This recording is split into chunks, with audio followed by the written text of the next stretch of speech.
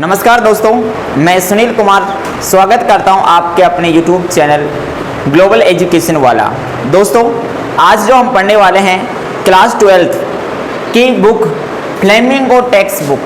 Flamingo का means क्या होता है, सबसे पहले ये समझना है कि फ्लेमिंगो होता है क्या है। फ्लेमिंगो का मतलब होता है राजहंस। फ्लेमिंगो का मतलब होता है राजहंस, और ये सिंबलाइज करती है, ये प्रतीक है हमारे किसका, लाइफ ऑफ जॉय, यानी कि खुशी का जीवन। एकदम खुशी का जीवन है, इसका मतलब है खुशी का जीवन। जो हमारे राजहंस होते हैं वो हमारे कठिन परिस्थितियों में भी खुश रहते हैं, चंचल रहते हैं। तो इसके ये प्रतीक है। ये हमारी बुक का कुछ न कुछ मीन्स निकलता है, वो है Joy of life. Joy of life यानी कि खुशी का जीवन। राजहंस क्या करते हैं कि वो कठिन कितनी भी मुसीबत हो उनके सामने, कितनी भी मुसीबत हो, लेकिन वो अपना जीवन को एकदम खुशी में और चंचल में जीते हैं। इसलिए इस बुक का नाम ये रखा है। आज इस बुक हमारी जो एक बुक है वो 28 मार्क्स की आती है एग्जाम में। 14 मार्क्स का यानी कि 14 मार्क्स का हमारा प्रोज आता है और 14 मार्क्स का हमारी पोइट्री आती है। तो हम आज जो पढ़ने वाले हैं वो प्रोज पढ़ने वाले हैं। 14 मार्क्स हम क्लियर करेंगे। तो देखिए, हमारा आज का जो फर्स्ट लेसन है वो हमारा है the last lesson. First lesson का नाम है हमारा लास्ट लेसन, अंतिम पार्ट। अब ये इसको राइट किया है अल्पेंस डट ने। इसका जो राइटर है अल्पेंस डट, ये बहुत अच्छा राइटर है। अब हम इस लेसन को पढ़ते हैं। देखिए, हमारा लेसन है द लास्ट लेसन। ये है कि I started for school very late that morning, कि उस सुबह मैं स्कूल के लिए देरी से रवाना हुआ। स्टार्टेड का मतलब होता है रवाना होना, और लेट का मतलब आप सब जानते हो देरी से। तो मैं उस सुबह स्कूल के लिए देरी से रवाना हुआ। And was in great dread of scolding, और मुझे काफ़ी डर लग रहा था डांटने का। स्कोल्डिंग का मतलब होता है डांटना। Especially because M. Hamill had said that he would question us on participle। सामान्यतः एम हेमल ने हमसे कहा था कि मैं आपसे पार्टिसिपल्स पे क्वेश्चन पूछूंगा। पार्टिसिपल्स क्या होता है दोस्तों? What is the participles? Participles होता है रूल्स ऑफ वर्ब। वर्ब की जो फॉर्म होती है उनको हम पार्टिसिपल्स के रूल्स बोलते हैं। जो किसी भी लैंग्वेज की जो वर्ब होती है, उस वर्ब के जो फॉर्म होती है उसको हम पार्टिसिपल्स कहते हैं। देखिए, and I did not now, और मैं नहीं जानता था the first word about them, और मैं उनके बारे में फर्स्ट वर्ड भी नहीं जानता था, यानी कुछ भी नहीं जानता था। पहला अक्षर भी हम पार्टिसिपल्स के बारे में हमारा लेखक नहीं जानता था। फॉर ए मोमेंट, एक पल के लिए, एक क्षण के लिए, I thought of running away, मैंने सोचा कि मैं भाग जाऊं। And spending the day of out of doors, और मैंने एक पल के लिए सोचा कि मैं मेरा पूरा दिन घर के बाहर बिताऊं। ये आउट ऑफ डोर्स का मतलब होता है घर के बाहर, और स्पेंडिंग का मतलब क्या होता है बिताना, और रनिंग अवे यानी कि भाग जाना। आगे देखिए, इट वॉज सो वार्म, दिन कैसा था, एकदम वार्म था, गर्म था। सो ब्राइट, और कैसा था, चमकीला। चमकीला का मतलब होता है कि कैसा होता है चमकीला, यानी कि धूप निकली हुई, प्रकाश, एकदम प्रकाश फैला हुआ था। The words were chirping at the edge of the woods, the words जो हमारे पक्षी हैं वो चर्पिंग कर रहे थे, यानी कि चेंचा रहे थे। एट द एज यानी किनारे ऑफ द वुड्स, यानी कि जंगल के किनारे। जो हमारे पक्षी हैं वो जंगल के किनारे क्या कर रहे थे, चेंचा रहे थे। वुड्स का मतलब होता है जंगल, और एज यानी होता है किनारा, और चर्पिंग यानी क्या होता है, चेंचाना। And in the open field back of the sawmill the Persian soldier were drilling, पीछे की ओर। सामिल यानी होता है आरा मशीन। आरा मशीन जो कारखाने होते हैं जो लकड़ी वगैरह काटते हैं उनको बोलते हैं सामिल। तो सामिल के पीछे की ओर जो खुले मैदान थे उनमें पर्शियन के जो सोल्जर्स थे, जो क्या थे सोल्जर्स, वो क्या कर रहे थे, ड्रिलिंग कर रहे थे, यानी कि अभ्यास कर रहे थे। It was all much more tempting, और ये सब कैसा लग रहा था उसको, मनमोहक लग रहा था। टेम्पटिंग का मतलब होता है मन को मोहने वाला, यानी कि आकर्षित कर रहा था। और then the rule of for participles, participles के रूल की वजह, यानी पार्टिसिपल्स वाले रूल्स उसको इतने ज़्यादा इंटरेस्टिंग नहीं लग रहे थे, उसको इंटरेस्टिंग लग रहे थे वो जंगल के किनारे जो पक्षी चहचहा रहे थे और काफ़ी चीज़ हो रही थी वहाँ पर, जो एक्टिविटी हो रही थी बहुत ज़्यादा उसको टेम्पटिंग लग रही थी, आकर्षित कर रही थी, वजह पार्टिसिपल्स के रूल की। आगे देखिए, what I had the strength to resist, लेकिन मेरे अंदर वो ताकत थी, स्ट्रेंथ यानी कि ताकत और रेसिस्ट यानी कि इनकार करने के, विरोध करने की, कि मेरे अंदर विरोध करने की ताकत थी। And hurried off to school, और मैंने स्कूल के लिए शीघ्रता की, मैंने स्कूल के लिए क्या की, शीघ्रता की। समझ में आ गया? हाँ, नेक्स्ट देखो, When I passed the town hall, there was a crowd in front of built-in board. When I passed, जब मैं गुजरा, to the town hall, town hall के पास से, there was a crowd, वहाँ पर बहुत भीड़ थी, there was a crowd, crowd का मतलब क्या होता है, भीड़। in front of the built-in board, कहाँ पर, built-in board के सामने। मैं जब वहाँ से गुजरा, टाउन हॉल से गुजरा, तो built-in board के सामने बहुत सारे भीड़ थी। What is the bulletin board? Bulletin board होता है यानी कि नोटिस बोर्ड, यानी कि जो स्कूल वगैरह में जो नोटिस लगाए जाते हैं छोटे छोटे, उनको बोलते हैं बुलेटिन बोर्ड। यस, नेक्स्ट देखिए, for the last 2 years all our bad news had come from there, कि पिछली 2 साल से सारी की सारी जो बुरी खबर थी, बैड न्यूज थी, हैड कम फ्रॉम देयर, वहीं से आ रही थी। जितनी भी सारी बैड न्यूज थी वो सभी कहाँ से आ रही थी, उसी बुलेटिन बोर्ड से आ रही थी। द लॉस्ट बैटल्स, जैसे कि खोए हुए युद्ध, बैटल्स यानी क्या होता है, युद्ध। द ड्राफ्टिंग की, the order of the commanding officer, जो कमांडिंग ऑफिसर थे उनके जो ऑर्डर थे वो, उनकी भी न्यूज वही बुलेटिन बोर्ड से आ रही थी। तो ये सारी की सारी न्यूज है वो बुलेटिन बोर्ड से आती थी। एंड आई थॉट, और मैंने सोचा, टू माई सेल्फ, मैंने स्वयं ने सोचा, विदाउट स्टॉपिंग, बिना रुके, what can be the matter now, कि अब क्या मामला हो सकता है, कि मैंने बिना रुके अब सोचा कि अब क्या मामला हो सकता है। What can be the matter now, कि अब क्या मामला हो सकता है। नेक्स्ट देखिए, हाँ, then as I hurried by as fast as I could go, जितना मैं तेजी से चल सकता था उतना तेजी से मैं चला, जितना मैं तेजी से चल सकता था उतना तेजी से मैं आगे बढ़ा, चला। द ब्लैक स्मिथ वेक्टर, एक लोहार था, ब्लैक स्मिथ का मतलब क्या होता है, लोहार, जिसका नाम था वेक्टर, कोई मीनिंग नहीं है, ये नाम है वेक्टर। Who was there, वह भी वहां पर था, जो ब्लैक स्मिथ जो वेक्टर नाम का था वो भी वहां पर था। विद हिज एप्रेसिएंटिस, अपने शिक्षकों के साथ में, जो अपने प्रशंसक होते हैं यानी शिष्य होते हैं, वो अपने शिष्यों के साथ में वह भी वहां पर था। एप्रेसिएंटिस का मतलब क्या होता है, प्रशंसक यानी कि शिष्य, गुरु के जो शिष्य होते हैं उनको हम स्टूडेंट्स भी कहते हैं और एप्रेसिएंटिस भी कहते हैं। नेक्स्ट देखो, रीडिंग द बुलेटिन बोर्ड, वो क्या कर रहे थे, बुलेटिन बोर्ड को पढ़ रहे थे। कॉल्ड आफ्टर मी, उन्होंने मुझे पढ़कर मुझसे पुकारा, don't go to so fast verb, कि शीघ्रता मत करो बच्चे, शीघ्रता मत करो। वर्ब यानी क्या होता है, बच्चे।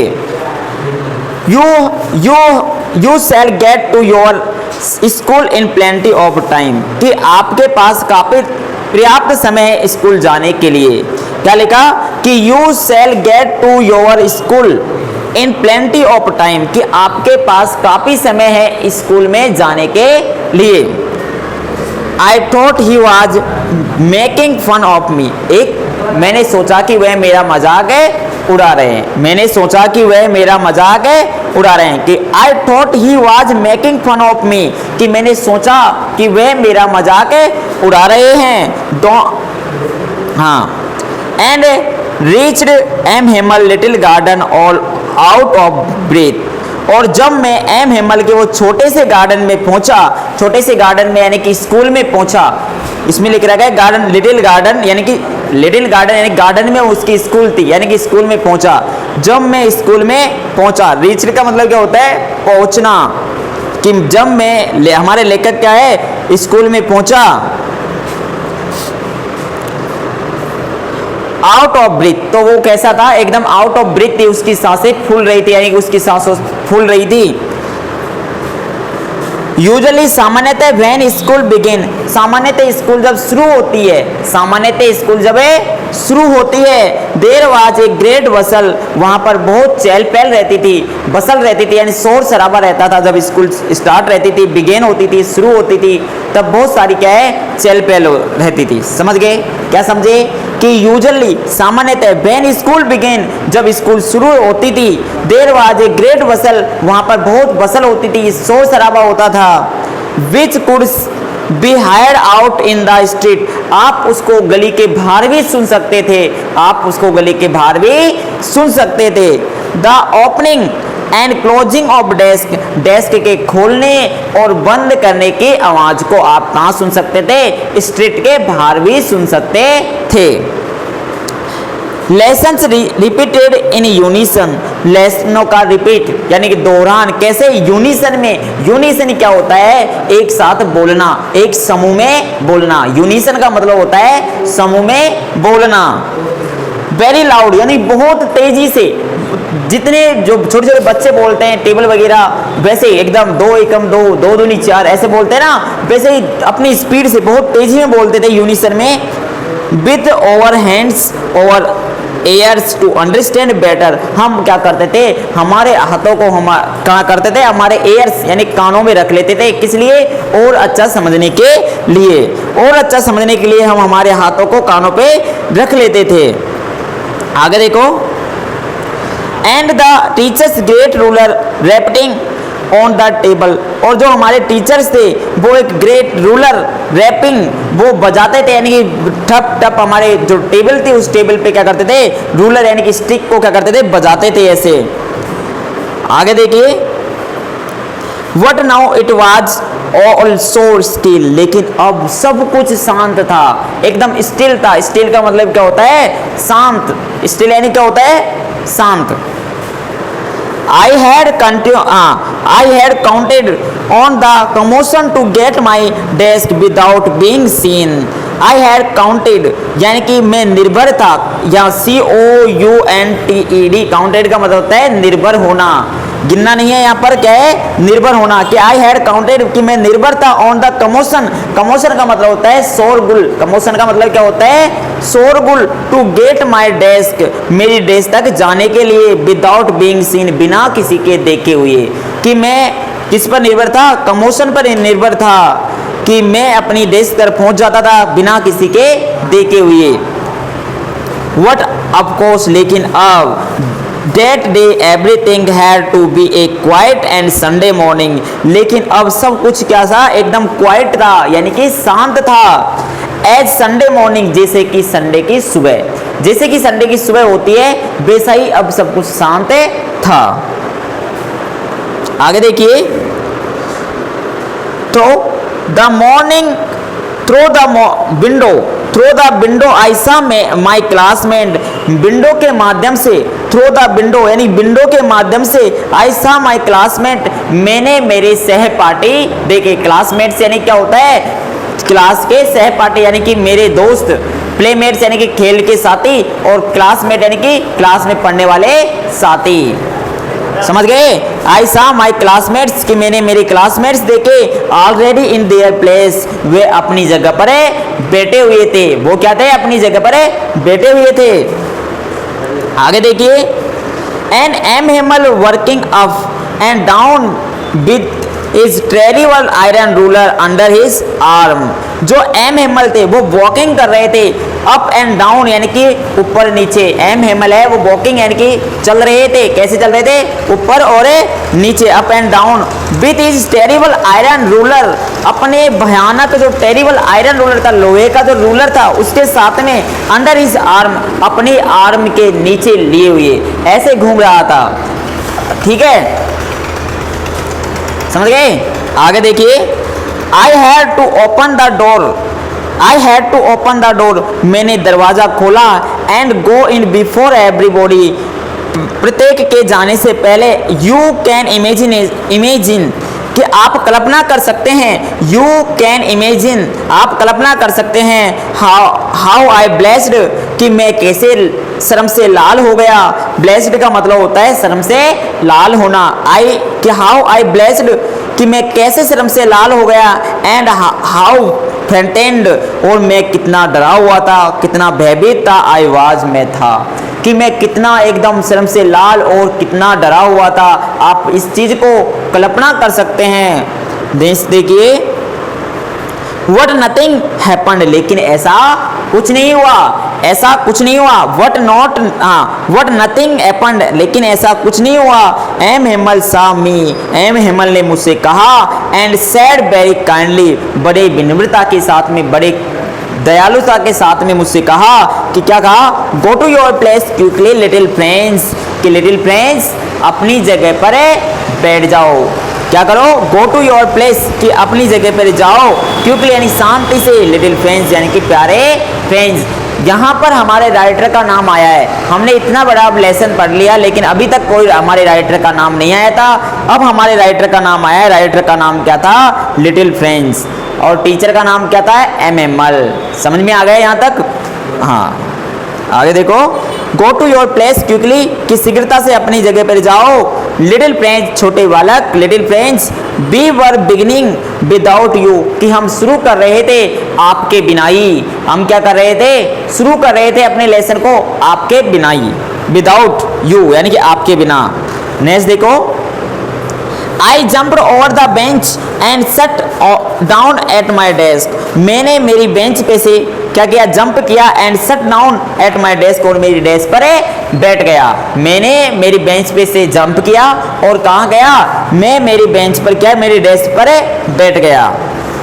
नॉट टिल देन, तब तक, when I had got a little over my fright, लेकिन तब मैंने मेरे जो फ्राइट था, मेरा डर पे थोड़ा बहुत मैंने काबू पाया। इसमें लिख रखा है when I had got a little over my fright, कि मैंने तब मेरे डर पर थोड़ा सा काबू पाया। जो वो डर रहा था उस पर उसने क्या किया, काबू पाया।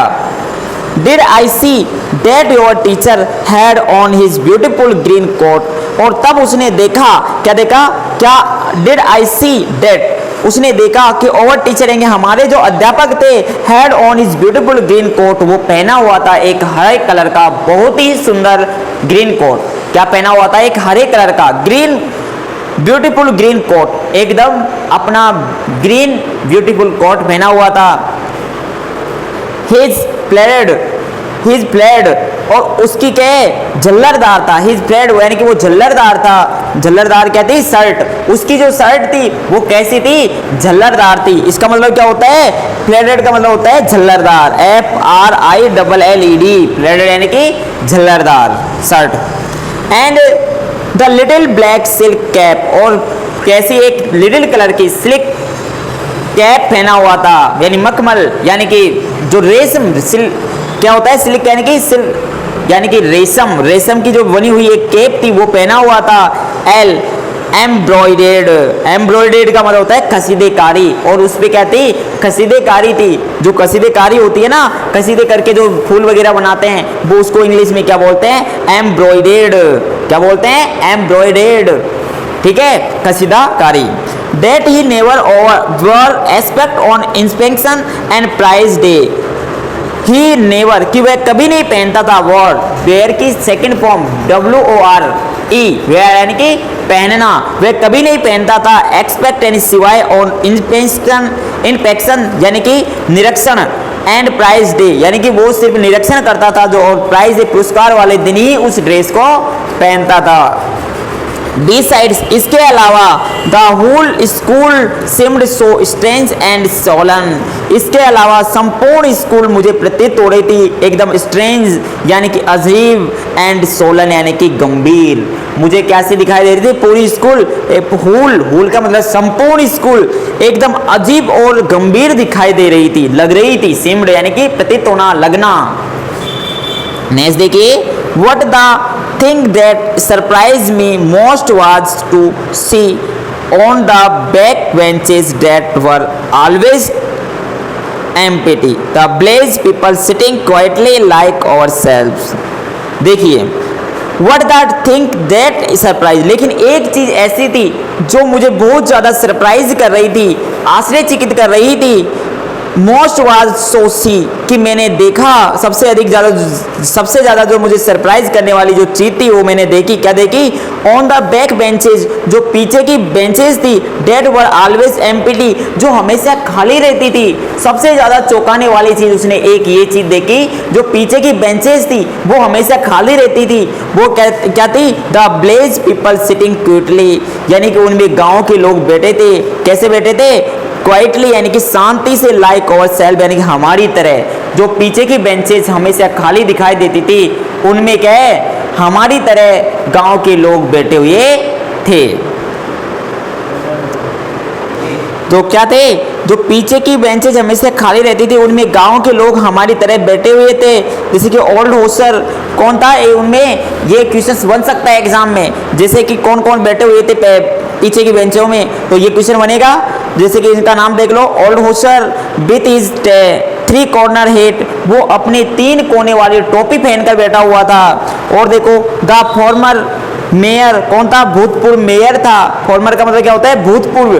तो the former mayor, the former postmaster, और फॉर्मर यानी भूतपूर्व डाकिया बैठा हुआ था। और कौन थे? एंड सेवरल अदर्स बिसाइड्स, और बहुत सारे लोग मेरे बगल में बैठे हुए थे। बिसाइड्स यानी कि इसके अलावा बहुत सारे लोग हैं। बिसाइड्स, बिसाइड्स का मतलब क्या होता है? इसके अलावा। और बिसाइड यानी कि बगल में, लेकिन ऐसा लग गया तो बिसाइड यानी कि इनके अलावा, यानी कि बहुत सारे लोग बैठे हुए थे इन सब के अलावा। आगे देखो, एवरीबॉडी लुक्ड सैड, लेकिन प्रत्येक लोग कैसे दिखाई दे रहा था? सैड दिखाई दे रहा था, यानी दुखी दिखाई दे रहे थे। And Hauser had brought an old primer, जो हुसर नाम का एक ओल्ड व्यक्ति था, वो क्या कहा है? हुसर हैड ब्रॉट, यानी कि हुसर लेके आया था ऑन ओल्ड प्राइमर, अपनी पुरानी प्राइमर। प्राइमर क्या होती है? जो प्राथमिक क्रिया की, जो प्राथमिक के क्लासोलॉजी की जो पुस्तक चलती है उसको हम क्या बोलते हैं? प्राइम बोलते हैं, यानी कि बोले तो बाल पोती, पट्टी फायदा लेके आया था वो उसके ज़माने का, यानी कि एक ओल्ड सा क्या था? प्राइमर था। ओल्ड प्राइमर यानी कि पट्टी फायदा, जो बाल पोती जो उसमें लिखी रहती है अल्फाबेट वगैरह, ये सारी चीज़, इसको प्राइमर बोलते हैं, यानी कि प्राथमिक पुस्तक इसको बोल सकते हैं। प्राइमर यानी प्राथमिक पुस्तक। नेक्स्ट देखिए, तो समझ गए। एंड हुसर हैड बॉट, यानी हुसर लेके आया था एन ओल्ड प्राइमर, एक प्राथमिक पुस्तक। थम्ब्ड एट एज द एग्स, और उसके जो पन्ने थे वो थम्ब्ड यानी कि पन्ने, उसके पन्ने क्या पलटने पर क्या हो गए थे? किनारे। And had held it open on his knees with his great spectacles laying across the page. तो देखिए, उसके जो प्राइमर के जो थैम्ब्ड थे, पलटने पर किनारे मुड़ गए थे। एंड ही हेल्ड इट, और वह उसको पकड़ा हुआ था, ओपन ऑन हिज नीज, अपने घुटनों पर उसको कहाँ खोल कर बैठा हुआ था? It open on his knees, यानी कि अपने नीज यानी घुटने ओपन यानी खोल कर बैठा हुआ था। विथ हिज ग्रेट स्पेक्टल्स, अपने एक बड़े से चश्मे के साथ में, उसका एक बड़ा सा चश्मा था। स्पेक्टल्स यानी क्या होता है? चश्मा। लेइंग अक्रॉस द पेज, वो कहाँ पड़ा हुआ था? उसका चश्मा कहाँ रखा हुआ था? इन पेजों के ऊपर रखा हुआ था। पेजों के ऊपर क्या है? लेइंग कर रहा था। लेइंग यानी कि पड़ा रहना, यानी कि रखा हुआ था। ठीक है, क्या समझे? कि जो ओल्ड होस्टर था वो एक प्राइमर लेके आया था, प्राथमिक क्रिया की पुस्तक, और क्या उसके जो नीज थे उन पर एक उसकी प्राइमर खुली हुई थी, और उनके ऊपर जो पेज थे उन पेजों के ऊपर उसका एक चश्मा रखा हुआ था, ग्रेट स्पेक्टल से रखा हुआ था। नेक्स्ट देखिए, while I was wondering about it all, ये सारी की सारी चीज मुझे क्या कर रही थी? वंडरिंग कर रही थी। वंडरिंग यानी कि आश्चर्यचकित कर रही थी, चौंका रही थी। M Hamel mounted his chair, M Hamel अपनी चेयर पर सीधे बैठे हुए थे। माउंटेड का मतलब होता है सीधे बैठना, तो एम हेमल है वो हमारे जो अध्यापक हैं वो सीधे बैठे हुए थे। And in the same grave and gentle tone which he had used to me said my children, and in the same grave and gentle tone, उसी प्रकार की, ग्रेव यानी गंभीर एंड जेंटल यानी मधुर tone, which had used to me, जो मेरे लिए यूज की गई थी, सैड उन्होंने कहा, माई चिल्ड्रन मेरे बच्चों, यानी कि जिस प्रकार से लेखक को बोला था कि आ जाओ लिटिल फ्रेंड्स अपनी सीट पर बैठ जाओ इतनी विनम्रता के साथ, वैसे ही सेम वर्डों का यूज अब किया गया और क्या बोला कि माय चिल्ड्रन, मेरे बच्चों, this is the last lesson, कि ये आपका अंतिम पाठ है। This is the last lesson, कि ये आपका अंतिम पाठ है। आई शैल गिव यू, जो मैं आपको दे रहा हूं, जो मैं आज आपको दे रहा हूं, ये आपका अंतिम पाठ है। The order has come from Berlin to teach only German in the school of Alsace and Lorraine। क्या कहा कि the order has come from the Berlin, कि वर्लियन से आदेश आ गया है, ऑर्डर आ गया कि टू टीच ओनली जर्मन, कि आपको क्या कर ली जाए, केवल जर्मन पढ़ाई जाए। In the school of Alsace and Lorraine की, अल्सेंस एंड लॉरेंस की स्कूलों में क्या पढ़ाई जाए, केवल जर्मन पढ़ाई जाए। क्या हुआ दोस्तों, एक फ्रांस है, फ्रांस ने क्या, फ्रांस एक युद्ध हुआ था। देखो मैं इस नक्शे के माध्यम से आपको समझाने की कोशिश करता हूँ। देखिए ये हमारी जर्मनी है, जर्मन है, और ये हमारी फ्रांस है। इस फ्रांस पर, ये फ्रांस देश पर क्या कर लिया था, जर्मनी देश ने कब्जा कर लिया था। और जो फ्रांस के जो स्टेट थे लॉरेंस एंड अल्सेंस, देखो ये रहे लॉरेंस एंड अल्सेंस, इन दोनों पर, लॉरेंस एंड अल्सेंस पे क्या कर लिया था, जर्मनी ने कब्जा कर लिया था। क्या कर लिया था, जर्मनी ने कब्जा कर लिया था। तो यहाँ के जो जर्मनी के जो ऑफिसर्स थे, उन्होंने यहाँ से ऑर्डर निकाला, आदेश निकाल दिया कि ये फ्रांस के जो अल्सेंस एंड लॉरेंस जो स्टेट है, उन पर हमारी लैंग्वेज चलाई जाए, कि हमारी लैंग्वेज अब जर्मनी पढ़ाई जाएगी, ना कि फ्रेंच पढ़ाई जाएगी। तो आप समझ गए होंगे इस चीज़ को, इस नक्शे के माध्यम से आप समझ सकते हो, आपकी बुक में है, आपके टेक्स्ट बुक में है, अच्छे से आप नक्शे के माध्यम से समझने की कोशिश करें। नेक्स्ट देखो, हाँ तो अपन थे आगे, देखिए, हाँ तो my children this is the last lesson, की आपका आखिरी पाठ है। आई शैल गिव यू, जो मैं आपको दे रहा हूँ। The order has come from the Berlin, की वर्लियन से आदेश आ गया टू टीच ओनली जर्मन, की आपको केवल जर्मन पढ़ाई जाए। In the school of Alsace and Lorraine की, अल्सेंस और लॉरेंस की स्कूलों में केवल जर्मन पढ़ाई जाए। The new master comes tomorrow, कि आपका जो नया अध्यापक है वो कल आ जाएगा। आपका जो नया अध्यापक है वो क्या करेगा, कल आ जाएगा। This is your last French lesson, कि आपका जो फ्रेंच भाषा में लास्ट लेसन है, आपका अंतिम पाठ है। I want you to be very attentive, और मैं चाहता हूं कि आप इसे क्या करें, बड़े ध्यान से सुने। अटेंटिव, अटेंटिव का मतलब होता है ध्यान से, कि आई वॉन्ट टू यू, कि मैं आपसे चाहता हूं, टू बी वेरी अटेंटिव, आप बड़े ध्यान से इसे सुने। नेक्स्ट देखिए, व्हाट ए थंडर, ये क्वेश्चन बन सकता है यहाँ पर, ये अल्सेंस एंड लॉरेंस का, तो यहाँ पर अंडरलाइन कर सकते हो आप, अंडरलाइन करना है यहाँ पर। ये 2-3 अभी तक आपके 4 क्वेश्चन इसमें से बन सकते हैं, मैं बता दूंगा आपको। देखिए नेक्स्ट देखिए, what a thunder clap these words were to me, what a thunder clap these words were to me, कि क्या ये मेरे, ये जो शब्द बोले, कि ये आपका फ्रेंच लैंग्वेज का आखिरी पार्ट है। तो लेकर कह रहा है कि व्हाट ए थंडर क्लैप, ये शब्द मेरे लिए, दीज वर्ड्स यानी कि ये शब्द फॉर टू मी, मेरे लिए कैसे थे, जैसे कि एक थंडर क्लैप, थंडर क्लैप का मतलब होता है बिजली की कड़क, जैसे कि एक बिजली कड़कती है वैसे ये शब्द मुझे लग रहे थे जब फ्रेंच एमएमएल ने कहा कि ये आपका फ्रेंच लैंग्वेज का लास्ट लेसन है। तो लेखक को क्या हुआ कि ये शब्द हैं वो मेरे लिए ऐसे थे जैसे कि बिजली का कड़कना जैसे हो। थंडर क्लैप का मतलब होता है बिजली का कड़कना, थंडर क्लैप यानी कि बिजली का कड़कना।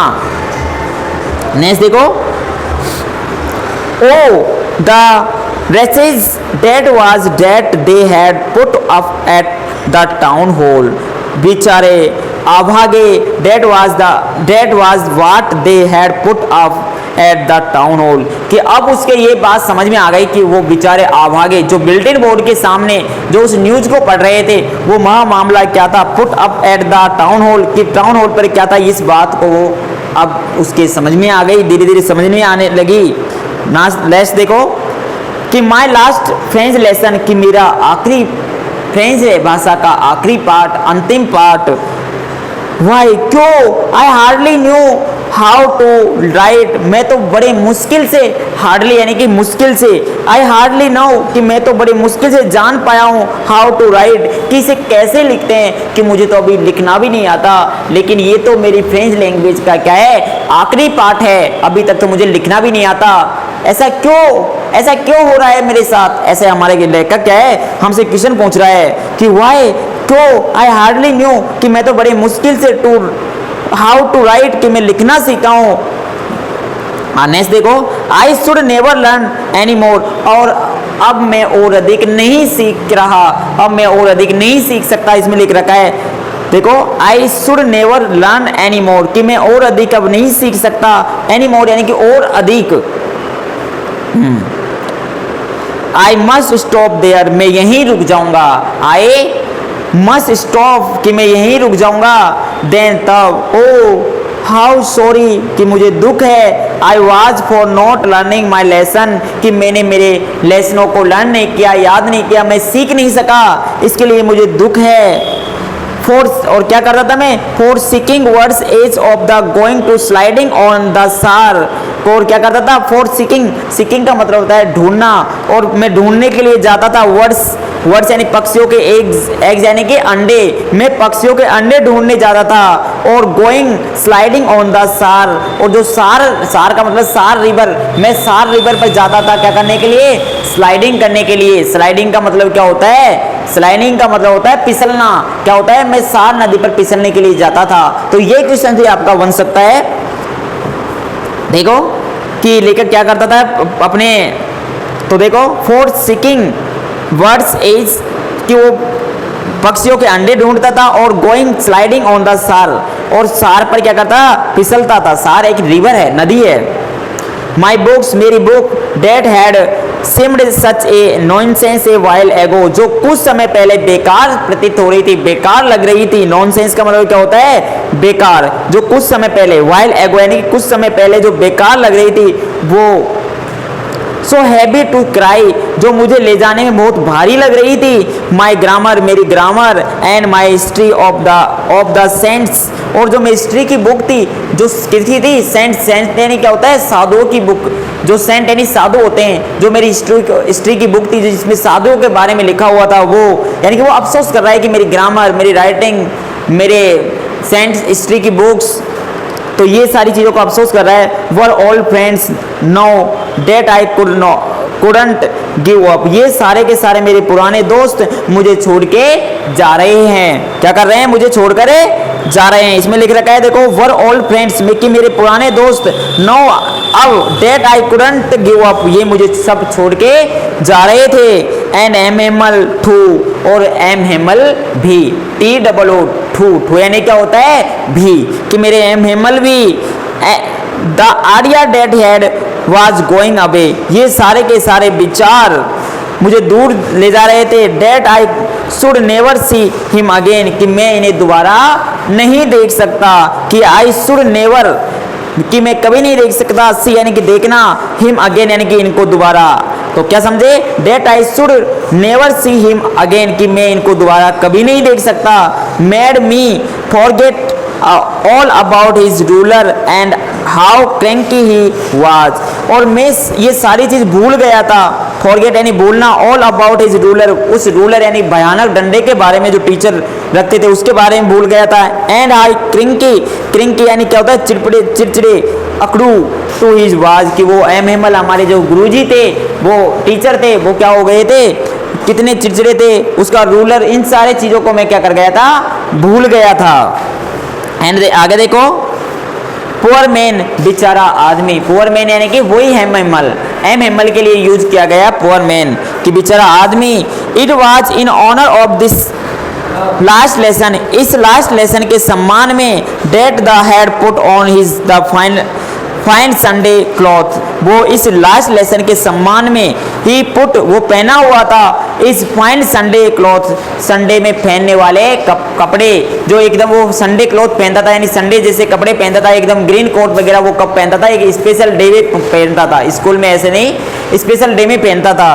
आगे देखो, एंड और नाउ आई अंडरस्टूड, और अब मैं समझ गया था, why was the old man, of the blaze were sitting there in the back of the room। कि अब वो हमारा लेखक कह रहा है, देखो क्या कह रहा है कि and now I understood, कि और अब मैं समझ गया why the old men, कि वो जो old men थे, बुजुर्ग लोग थे, of the blaze यानी गांव के, were sitting there वहां बैठे हुए थे, in the back of the room, back of the room, room के पीछे जो गांव के लोग बैठे हुए थे वो मैं अब समझ गया क्यों बैठे हुए थे। लिख रखा है इसमें कि अब मैं समझ गया why the old men, कि वो जो गांव के जो बुजुर्ग लोग थे वर सिटिंग देयर वहां बैठे हुए थे back of the room, room के पीछे क्यों बैठे हुए थे, इस चीज को मैं समझ गया।